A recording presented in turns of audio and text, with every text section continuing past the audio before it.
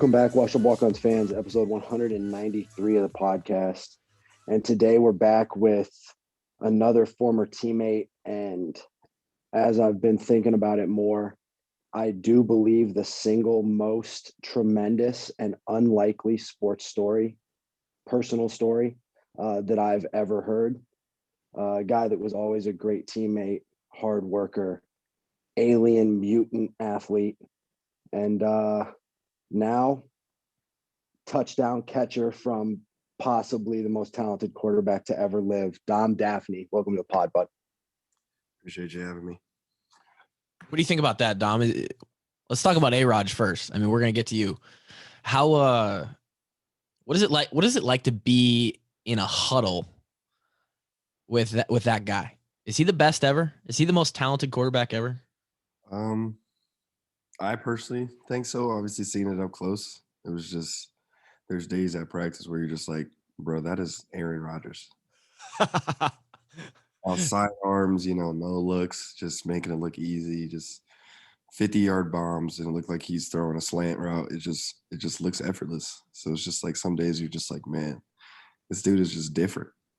Just what he could do with his body, just body control, just the arm, it's crazy, honestly. There's something about his confidence too, right? Like the way he, when he, at least on TV, it looks like everything is slower for him. Like he's just out there playing, and he knows where.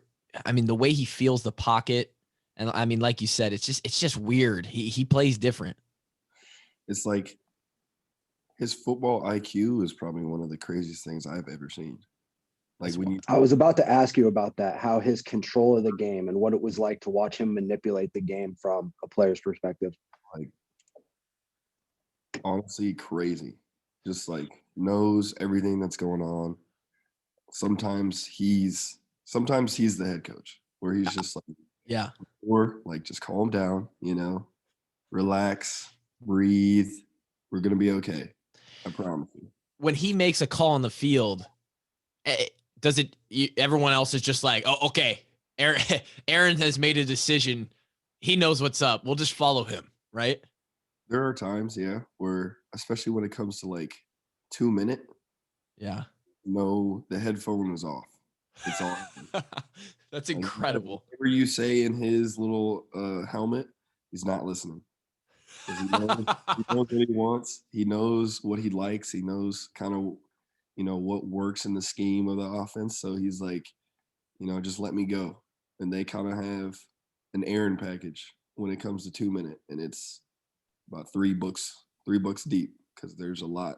And he'll literally remember something that worked like 11 years ago against Detroit when we played them at home. And it was just like, it's like, what? Like, what are you talking about?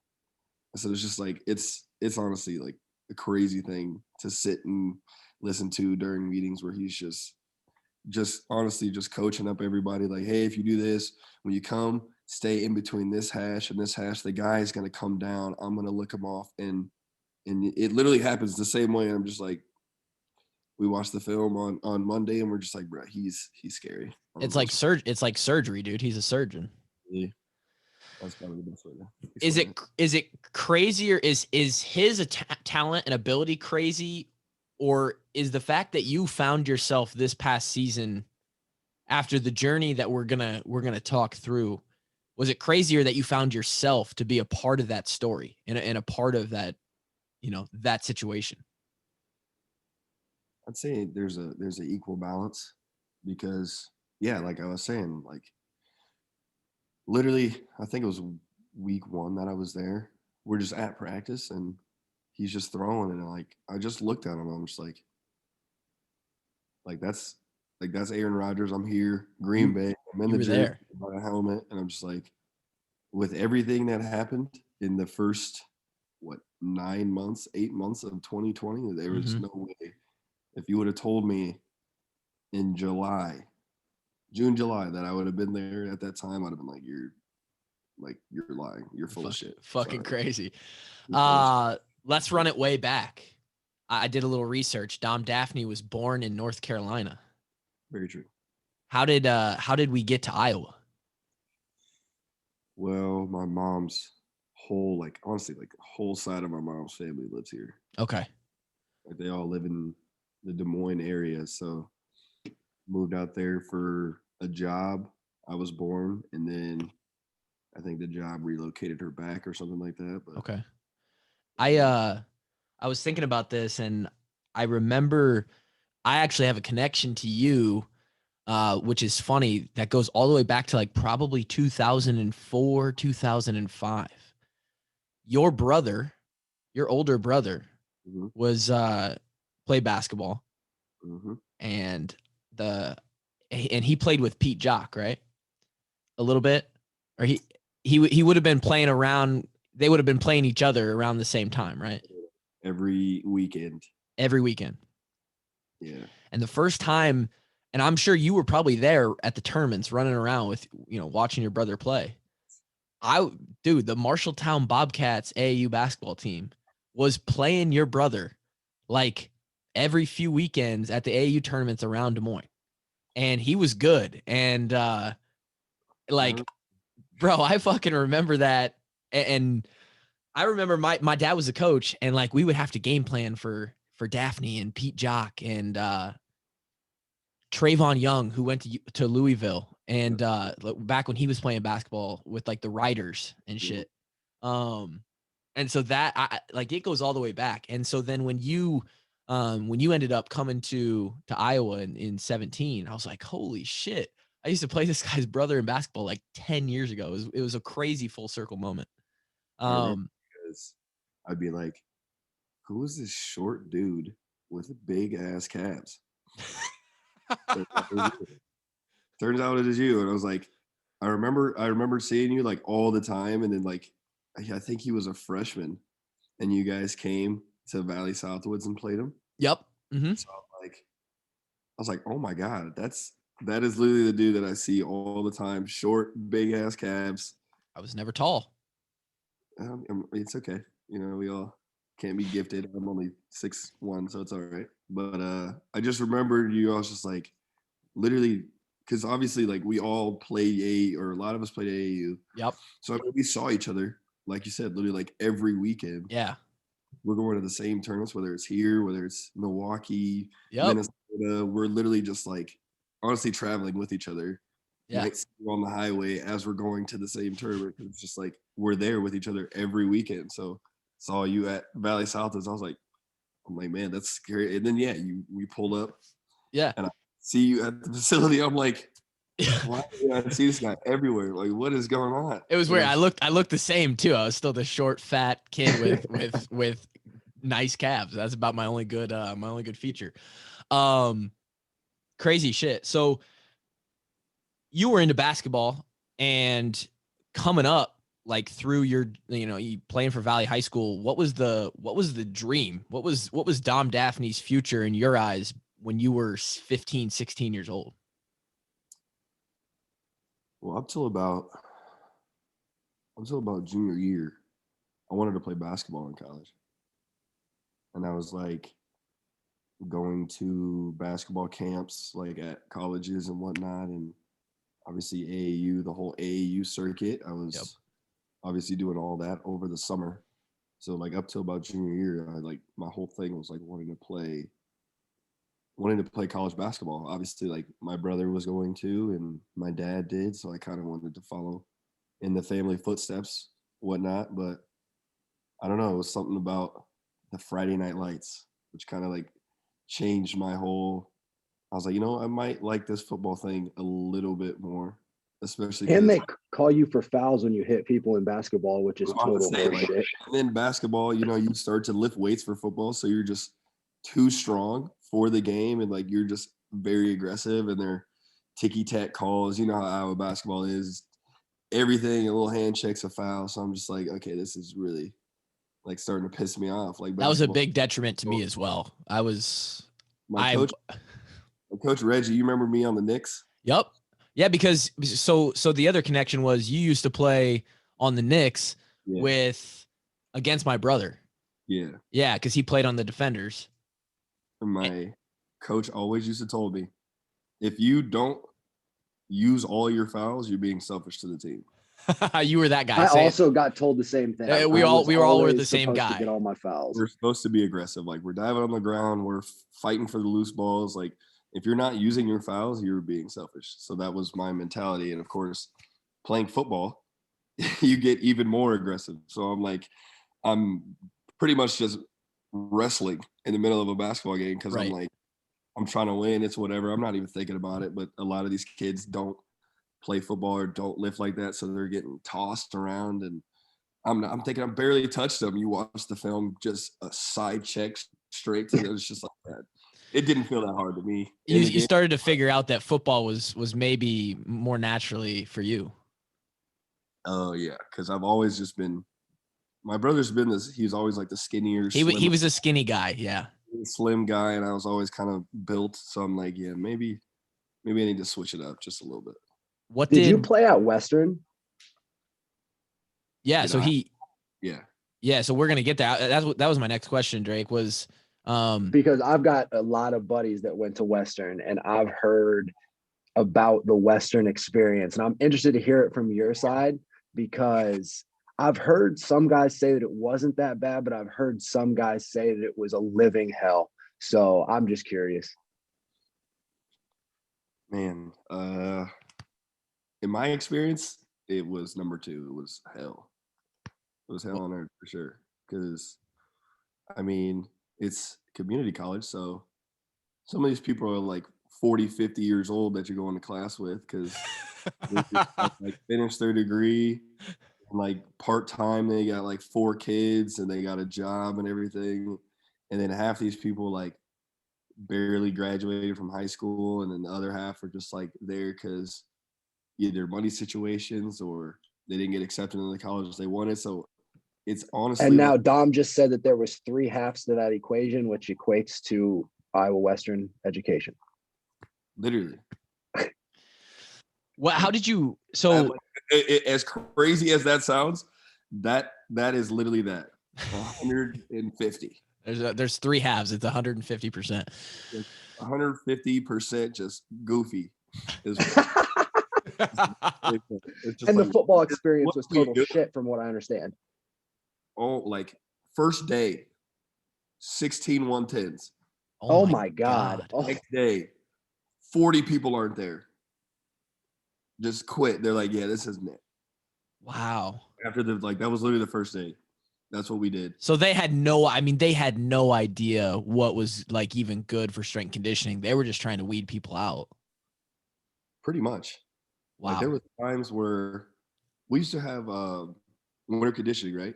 Yeah. At like 4:30 in the morning. Jesus. This was 2016, the 2016 season, right? This was 2015-16 season. Okay, cool. Yeah, you May 2015. Yeah. So in high school, your senior year at Valley, you had like 900 yards, 12 touchdowns. I mean, you set a couple school records. Did you feel overlooked going into college? I mean, you kind of balled out. You were elite all state. Were you, what did your recruiting look like? And why was Western the path and not somewhere else to begin with? I mean, yeah. I mean, we're from Iowa. Right. We're just a tad overlooked regardless of where we come from or whatever we did. But I mean, yeah, I definitely did. And my recruiting was very limited. Did people see you as a receiver? Because this is another story, kind of a part of who you are, is, you know, we talked about you being built, but I mean, you can play, bro. Like, obviously, I feel like maybe some people didn't see you as a receiver. I feel like Iowa didn't see you as a receiver, like didn't want to give you that chance. And we'll talk about that. But like, you got the skills. I mean, I found an article about Devontae Adams talking about how you got hands, how you're sneaky fast. Like, I mean, and you've put on a little weight because now you're a big boy running the. Yeah, bro. I was about to say you're part tight end, a little part receiver, part like fullback. Well, I was definitely gonna say part fullback, and I was gonna ask him what it was like to run seal blocks against some of the best athletes in the entire world. Because I see you out there and I'm like, oh my God, they turned my guy into a fullback and I'm just stupid hyped. Man, putting my hand in the dirt is weird. It is the weirdest thing. I'm behind the quarterback with my hand in the dirt. I'm like, what the hell am I doing back here? And I'm just like, honestly, the first time I ever did it, I was at the Colts, and it was literally the first day I was there. They were just like, yeah, we're running pretty much whatever you guys read was like 22B or whatever. Like, that's pretty much what it was. So I was pretty much supposed to go to the middle linebacker and just hit him as hard as I can, which I immediately after I did it, I'm just like, Drake and Brady are two crazy ass motherfuckers to want to just do this for fun. Just dude, for about you, it was either Anthony Walker or Darius Leonard that you had to hit. So that's a pretty big job.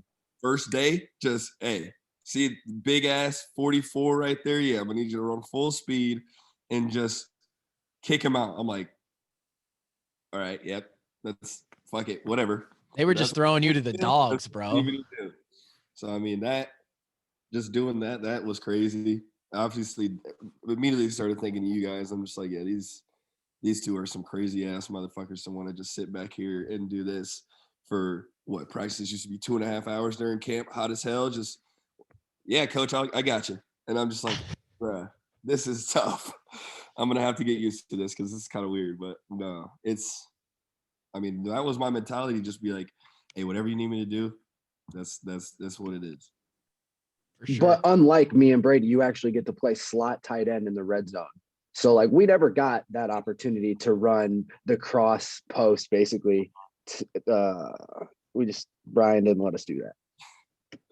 I mean, I don't know why you guys had some sneaky athleticism. There's no way they're letting Brady Ross run across the middle, bro. It would have been a touchdown. They're not covering him. They're like, okay, that's a decoy. Oh, what do you know, Nate Stanley? Dump down, Brady Ross, touchdown. How lit would that have been, though? Kinnick would have been live. It would have been live. Okay, well, that's stupid. Maybe you would have thrown it to him, but how did the transition work from Western to Iowa City? Who contacted you? How did that become a thing? How did you get to become a Hawkeye for 2 years? Coach Morgan, right? Yeah, probably. Line. Yep. He would Iowa Western a lot because he was looking at probably looking at Ease. Were you at when was Easley at He was there with me. They were looking at him the next year. Oh, okay. They weren't looking at him yet. They were looking at some of the D linemen because Iowa Western always has like really good DLs and DNs. So I think he was there for that. But then I just started talking to him, and then like you were saying, the Iowa Western experience was not for me. So he offered me a walk-on, and I was like, yeah, I'm taking it. I'm getting the hell out of Council Bluffs, Council Tucky. Council Tucky. Not where you want to be for very long.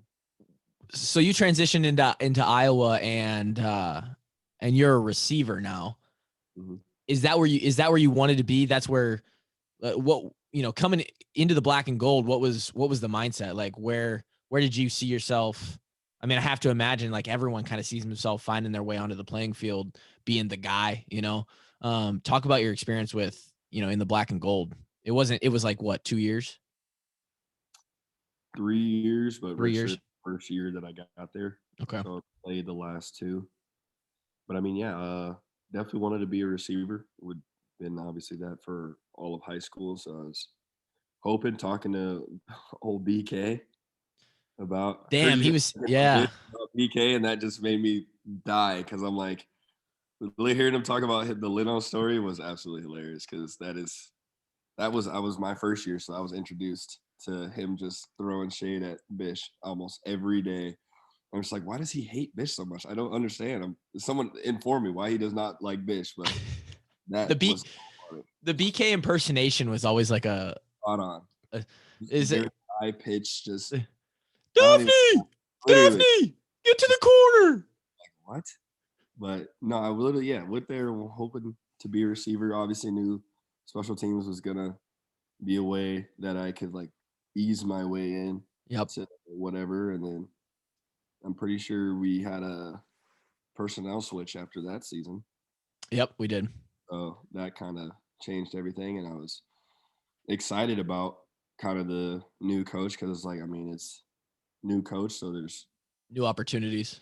a new opportunity. Nobody really knows you. You get a chance to make a name for yourself with the new coaches coming in. So I was excited about that. I thought I had a really good spring ball and then a really good camp. And obviously, unfortunately, nothing came on the offensive side, but definitely played a lot of special teams, which I thought personally was great to just get my feet wet a little bit. Had 3 years left of my eligibility. So I was like, if this is what I have to do for my my first season, just playing 3, 4 special teams, like I'm fine with that. Like just getting D1 football, the Big Ten level of football, just kind of getting acclimated with that. So I was fine with that. And then, you know, other things happened. So I had to say peace to the black and gold for a little bit. What was your biggest takeaway from Iowa in being in that program, and being at the D1 level, that Big Ten level? And what did you take with you over to?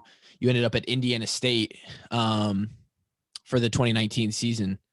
Um, What was your biggest learning experience there in the Big Ten?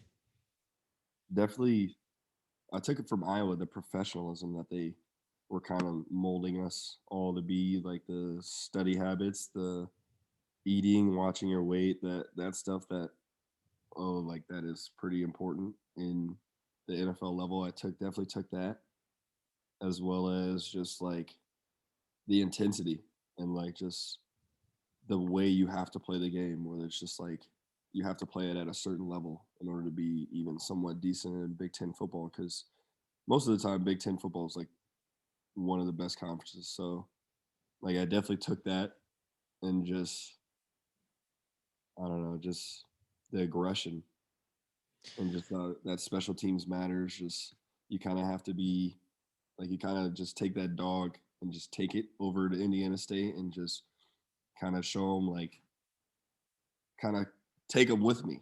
Yep. Obviously, before I got there, they weren't very good that first year, and then Ryan came, and then obviously he took them to another level, and then I was hoping to take it to another level with Ryan because they have great players. Then Ryan was at quarterback, and I was like, hopefully I could just make him a better team. When you walked into when you arrive at Indiana State, what was the reception like there? And was that a easy or a tough transition? And um, your stats there, it was kind of weird. You ended up playing Wildcat and like being the feature guy of the offense, and scoring like hella, dude, bro. I'm seeing highlights come out. I remember like out of nowhere, there's the guy Dafney just running all over teams. And I'm like, what the like I knew this could happen, bro. Like I saw it in practice a ton of times at Iowa because I got to watch a lot. And now he's out there like you look like Johnny Manziel on kids. Like you're just making them look like little third graders out there.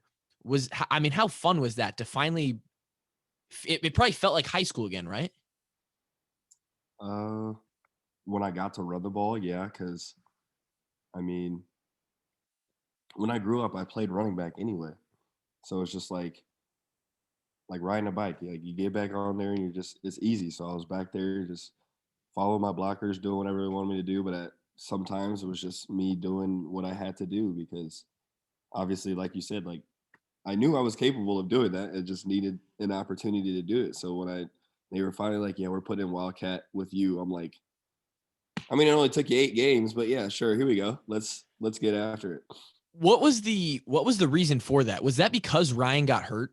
And Not only Ryan, our number 2 quarterback, got hurt as well. oh my god! And was that in the middle of the season? So they're like, "Fuck it, we're just moving to the Wildcat." Yeah, that was like game 5 or 6. And then they tried You to. hate for the bro to get hurt, but that's a dream come true, dude. Yeah, it was definitely sucked to see him get hurt like that again. But I mean, definitely good stuff came out of it because yeah, I got to do Wildcat and whatnot, and obviously went crazy last game. That was surprising to me. Like I remember I was riding back on the bus watching the notifications and all that just pop up, and I'm just like, and then I remember because someone compared my spin move to the one Lamar Jackson had against the Bengals, and I was just like, I really did just score 5 touchdowns in a game. Like that's kind of stupid. Like You that went for 5 and 250, right? Like something nuts. that just happened. I'm like, there's no way I really just did that. Like that's kind of stupid. Like just That's a disgusting stat line, pal. I'm like, what? It like just hit me as soon as we were riding back on the bus. I'm just like, there's no way I just did that. And it just looked easy. Like you said, literally on the film, it just looked easy. It did. did. Like, no way that just happened. And so then did you graduate after that year? No, I graduated from Iowa before I left. Okay, so you graduated before you left. Yeah. So you're just taking like an extra major or like grad classes in Indiana State. Yeah. Yeah. So you play 1 year there, and was that your last year of eligibility? Yep. Yep. So then we go into that was 2019 season, and then we roll into 2020 start of last year, and you've already made Valley High School, Iowa Western, Iowa, Indiana State. I mean, you're just like one after the other making these stops. Like I think more than anything people can take from this is you just stepped up to the plate at every single opportunity and just kept, I mean, like, all right, it's not working out here. We're going to do what we can here. Next stop, next stop. And now you're you find yourself basically training to try and make the NFL in the middle of COVID-19. Like what was that like? That felt like high school again. Because back in high school, we used to have to hop the fence for Valley Stadium to even try to get any type of work in.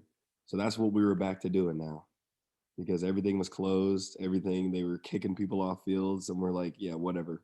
We're climbing the gates, like we don't care, like we have to get work in, and people are like, why are you going out? You know, you're risking yourself and your family, but I'm like, okay, but my job that I want to do, literally, I have to get out and I have to be on the field. So I'm like hopping fences, and the police are coming and kicking us off, and I'm like, yeah, this literally feels like high school all over again, because that's what we had to do every summer. But I mean, it was tough because every place was closed, like gym wise. So it was hard to even get a lift in. I had to somewhat do a fake lift in my basement sometimes, and like just trying to find places to lift, as well as just trying to find motivation to just keep going. As I mean, there was really no end in sight there for a while. Yeah. The whole makes for such an even more badass story, because like you had cops kicking you out of your workouts, but you're just like, hey, fuck the law. I got a dream and we're going to go get it. we have to get out here and get some work in. So like, you're just going to come to here tomorrow and you're going to see us again, and you're going to have to kick us off again, because I'm not going to just not work out. I'm not just going to sit in the house and do nothing. Like I can't, like that's not an option. I have a question, Dom, and I don't want you, this is no disrespect. I know the answer more than likely because of that athlete background. You're overlooked, right? We talked about it. Go to Western, go to Iowa. Iowa doesn't really work out like you would probably like it to. Go to Indiana State, which is, it's not like there's just a bunch of NFL athletes coming out of Indiana State every year. And you have some really great success, but not like a full season worth. In your mind, I guess a lot of guys in your position would just be like, damn, I made it through college. I finally got to play a little bit, like time to go to the real world. What gave you the confidence to make the NFL a reality and like chase that dream? Because a lot of guys would hang it up and just go get a job. Me personally, I had done the 9 to 5, and it wasn't for me. And I knew that, as well as just the love for the game, like that's one thing I gained. Like when I left Iowa, like the the love I had for the game was like depleting, just because like it just wasn't going the way I wanted to. Mm-hmm. Just so much, I hated life sometimes. would sit in the locker room, and me and Torrin Young would literally sit back there for hours just talking, because we're both just like not in the position we wanted to be when we first got here, and it was just obviously it sucked. So the love of the game was like depleting. I got back to Indiana State, kind of gained back that love of the game, because I mean it was my 5th year, so I'm like, I'm just gonna come out here, have fun, do what I got to do. So then that the love for the game definitely came back, and then there were NFL scouts that would like come to practice every once in a while, and like want to talk to some of us who were some of us seniors and whatnot. And I don't know, just the love for the game, the dream of literally wanting to play in the NFL since I was little, like that kind of just kept me motivated, as well as just my circle, I would say, my circle of people, my family, my coaches at Indiana State were like, dude, like you got what it takes. Just make sure your head is on straight. Make sure you keep working when you go back home. And like that was just the whole thing. And honestly, I just wanted it so bad. And I, for a while there, just didn't see myself doing anything else. So There's just no other option. There was nothing else. I wasn't going to do anything else that was any type of job or kind of whatever. Like I'm all in right now. So there was no other option for me. Damn, I love that. So then we pick up where most of Iowa fans and really, people around the country now get to see the beginning of your story, where, we always obviously talked about the real beginning all the way back. You catch a touchdown from Aaron Rodgers, and now they're like, who's Dom Dafney? Wait, he played for Iowa? I don't remember him at Iowa, like all this stuff. And everybody interviews you after that week. It's like, who's Dom Dafney? Where did he come from? The undrafted story. And over this past summer, while because you didn't get drafted, you didn't even sign after the draft as a free agent. So you end up back in Des Moines, I believe. I didn't read the stories, but everybody kind of pinpointed the fact that you were like bouncing at a bar in Des Moines over the summer while you were still staying in shape. Talk about that a little bit, and then and lead us into when you finally got a call from the Colts. I mean, yeah, I was obviously waking up every day, still doing the workout, whatnot, eating right. But then, like, after I worked out, like, it's 5 o'clock. Like, what am I supposed to do for 6 hours until I go to bed? I'm like, life just got so just monotonous and boring. And I'm just like, bruh, and I remember I went out and I went to the bar 300 that I hadn't been to really at all. And my friend was working. And he was like, and I asked him, I'm like, bro, like, what do you do? Because he was just chilling. Like it looked like he was out. It looked like he was out pretty much. Right. Like he was chilling, just talking to people. Like he'd clean up a glass or two every like 30 minutes. But like other than that, he was just walking around chilling. I'm like, what exactly is your job? He's like, well, we're technically security, but I mean, I just walk around, clean up some glasses, push chairs in, and just chill. I'm like, bro, like I kind of want to do that. That sounds so easy. And they were getting paid decently well. I'm just like, he's like, yeah, dude, just talk to the owner. I guarantee you, just meet with him for like 10 minutes. I guarantee he'll give you a job. I'm like, all right, bet. So I literally just did that just to like get out of that cycle. Just wake up, work out, eat, go lift, and then come home and just have like 6 hours of nothing to do. Like, I'm like, shoot, might as well do this. Easy job. Only had to work on like Thursday, Friday, Saturdays, like Sundays, like those days. Right. And like, it was just something to get me out of that whole cycle, as well as just put a little money in my pockets while I'm sitting. I tried to be a bouncer in college, but nobody would hire me. I'm surprised that Summit didn't want to hire you. Bro, I tried. Did you really, Drake? Yes, I was bored. I wanted a summer job. I wanted to be a bouncer, but they wouldn't hire me for just the summer. What? Oh, okay. Dom, you mentioned eating right, and that's part of staying ready. Especially for a guy who, you were, like you said, you were always built, but bro, in the clip when you score that touchdown and you like flex and like scream, bro, you are Hulk in that video.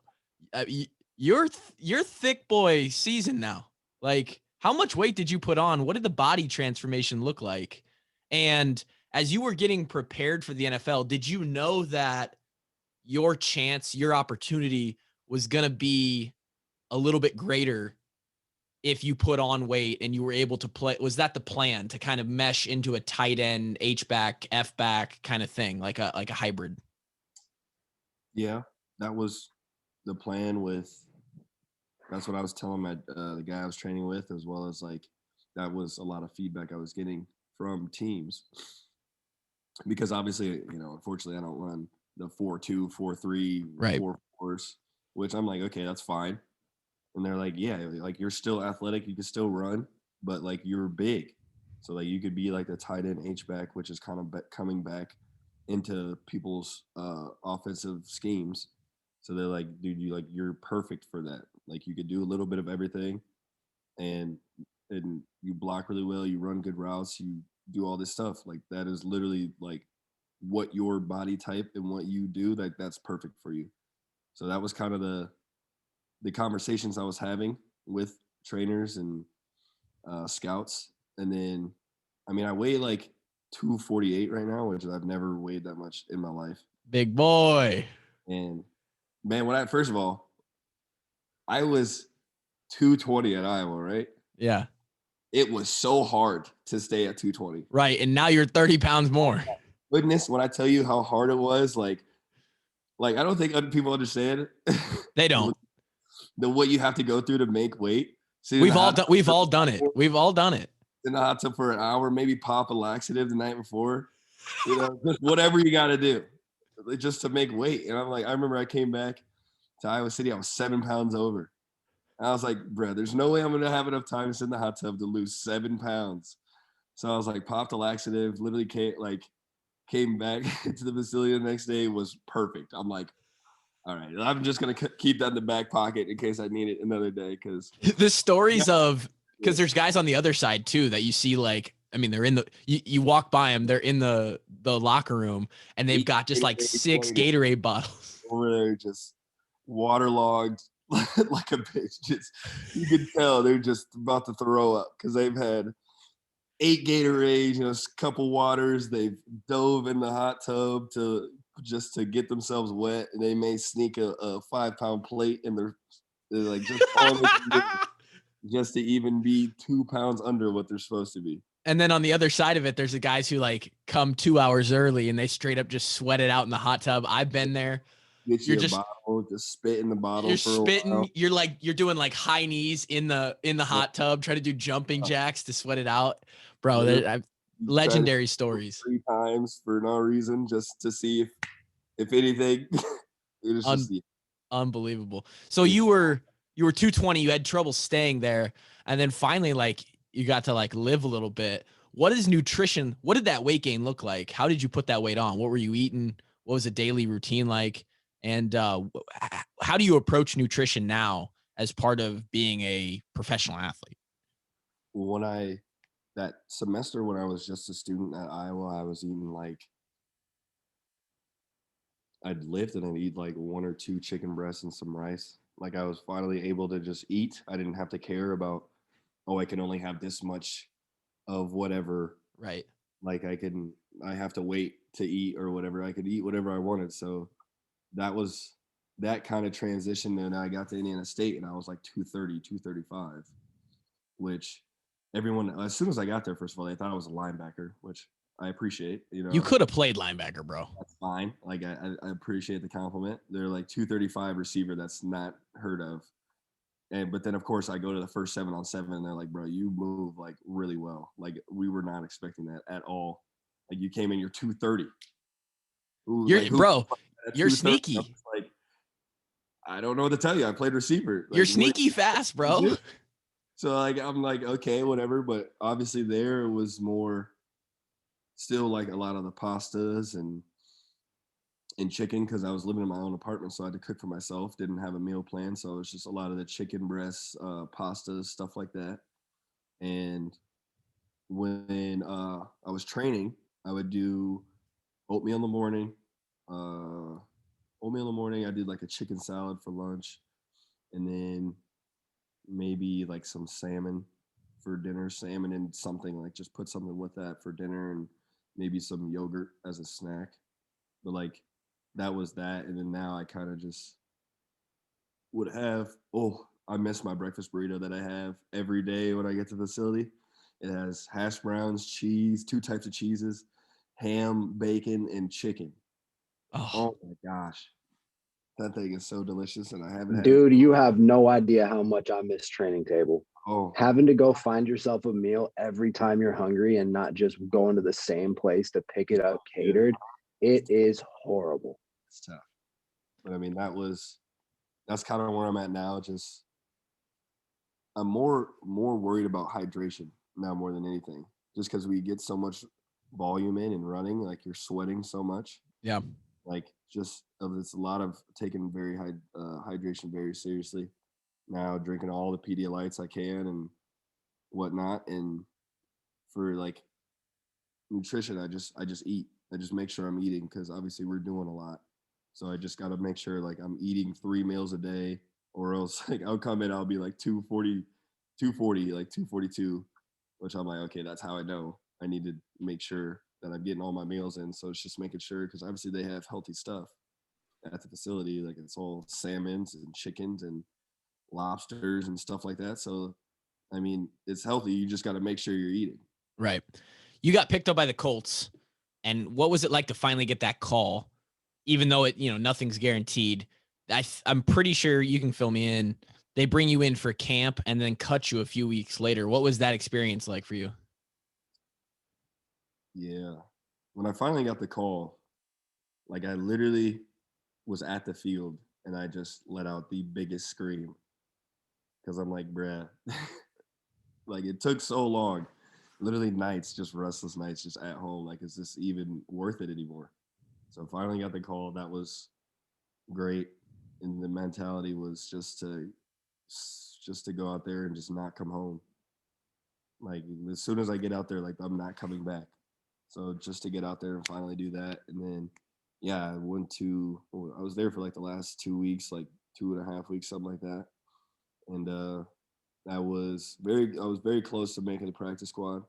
They just signed some tight end off waivers from Philly or something.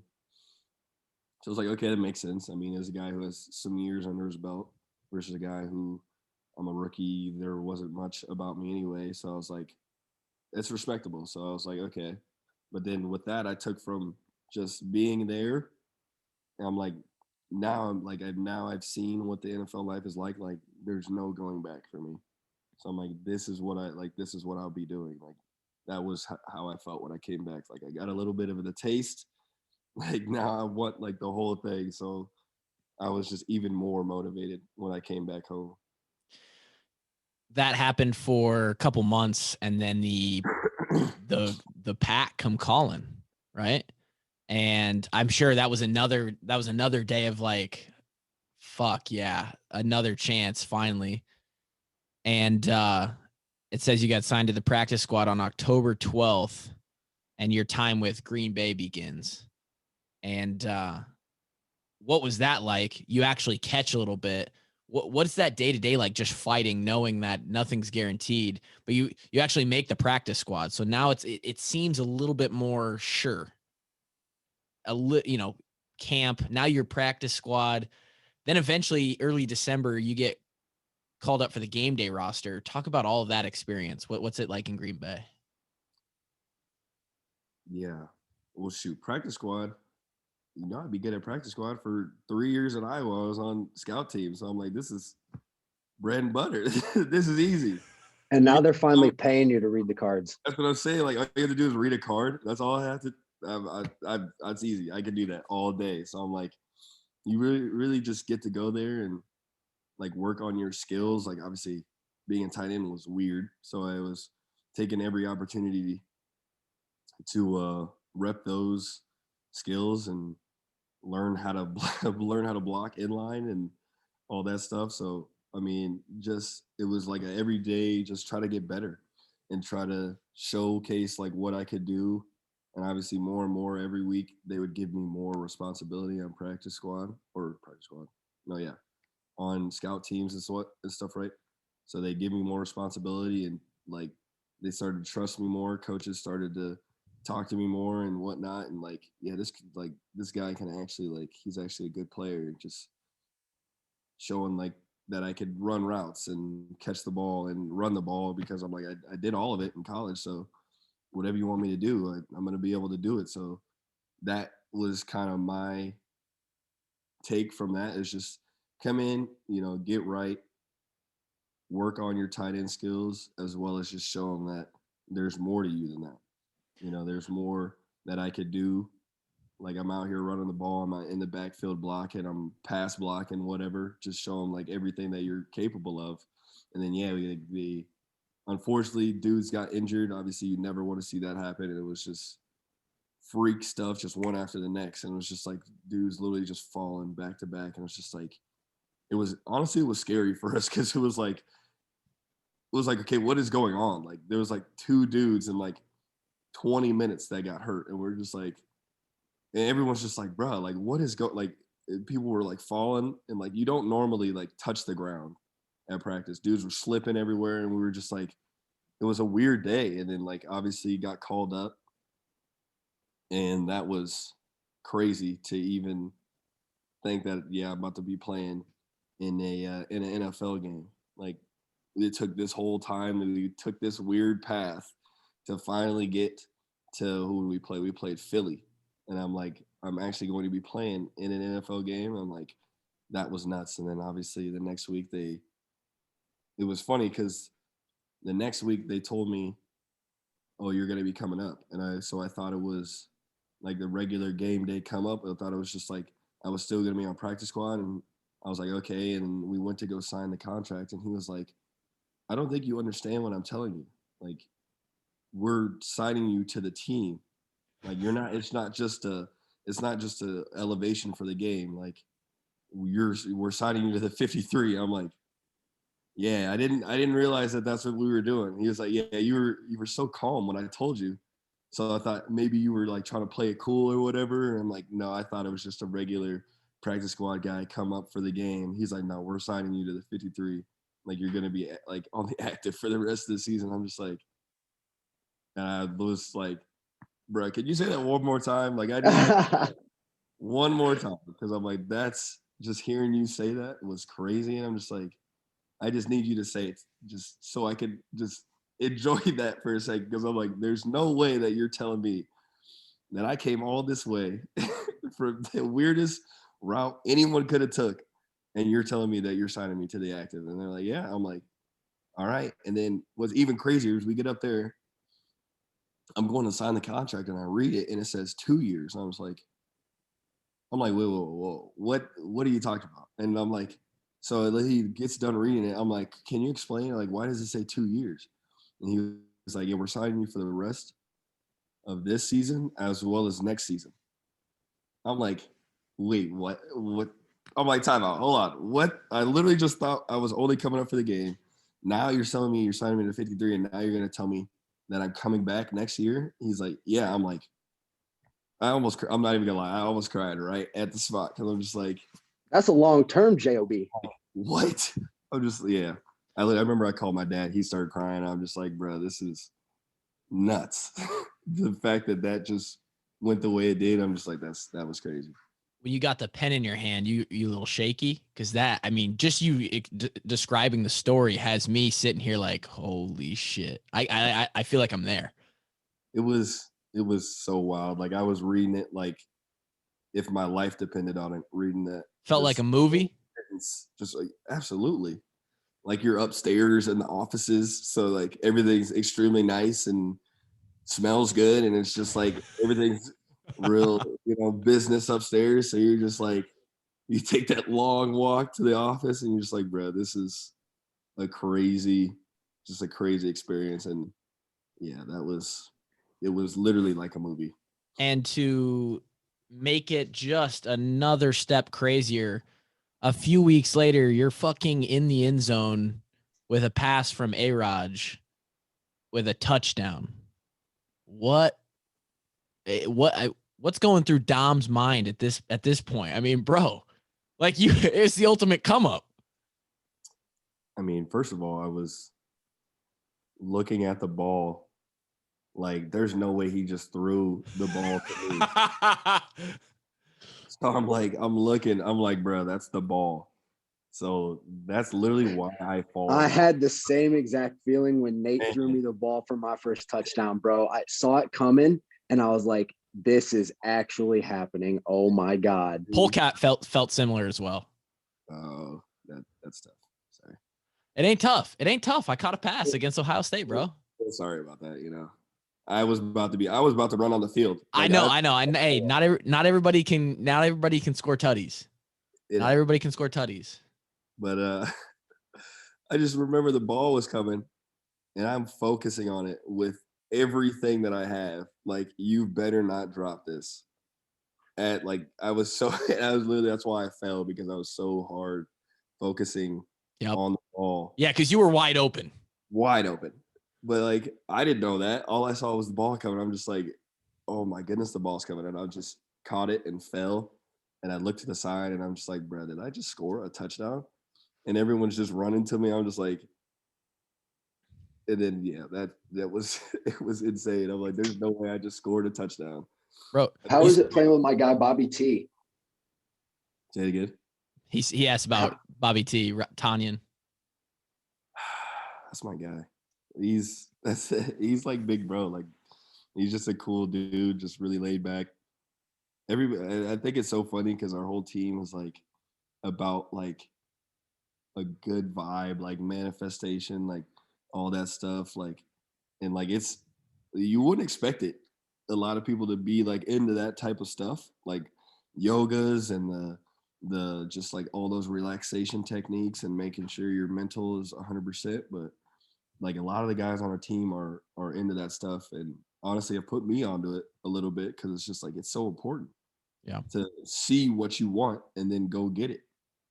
Because like, honestly, that's what I was doing all summer, was that exact thing. So just to hear them talk about it is like, it's crazy. And Tunyon he's a dog. He's going to be one of the best tight ends in the league for the next, like, as many years as he wants to be, honestly, because he's just him and George run the world, bro. Him, George, and TJ are unbelievable. Three-headed monster. It's wild. Shout out to the gang, man. The gang, straight up. So now you find yourself in this contract, you're with the Pack. Where does Dom go from here? What do the next 5 years look like, ideally, in your eyes? How do we move on from here? What's the goals? From your story, it sounds like it's just one day at a time, nose to the grindstone. What does that look like for you? Pretty much just stay hungry. Just obviously, you have people telling you that you scored a touchdown or whatever, you're playing, so you made it. I'm like, nah. If you know me, like that's not what I came here for. I didn't come here for one touchdown. I didn't come here for one tackle or a couple of games or a couple highlights. I'm like, nah, I came here for a lot more. So just to stay hungry, to stay just working out, and stay like just asking questions, literally just trying to have like that just young kid feel where you're asking questions about everything. Like, I need to know why we're doing this. I need to know what for, why does it work? Why doesn't it work? Like, just ask questions about absolutely everything, and just be hungry to keep a spot, because obviously NFL stands for not for long, and you could be here one day, you could be gone the next day. Like, just to make sure, like, I'm hungry for everything, because obviously nothing's going to be easy. I had definitely had success towards the end of the season, but obviously it was with guys being injured. So obviously I come back and guys are getting healthy. So I just got to make sure I'm still doing what I'm supposed to be doing and more. So this offseason is kind of like, that's what this offseason about. That's exciting. I maintain as well as exceed even more expectations that are being brought upon me. Damn. Well, it's I mean, the group chat, our group chat, me, Ike, Josie, all the boys, when you scored, were like, bro, Dom just scored a tutter out of nowhere. We went nuts. And to follow you through the end of the season, like you said, and then and beyond, we wish you the best, man. And it's been awesome to see the journey come to fruition, and hopefully even more fruits of your labor in the future. So we really appreciate you doing the interview, and can't wait to watch you ball in the Pack uniform some more next year. Sir, appreciate you, man. Let's go. Episode 193. Thanks for listening. Hope you guys enjoyed Dom's story. Man, just one for inspiration. If you need a story about perseverance out there, take it from this guy. 193. We'll be back on Thursday with another episode. Thanks for listening. Peace.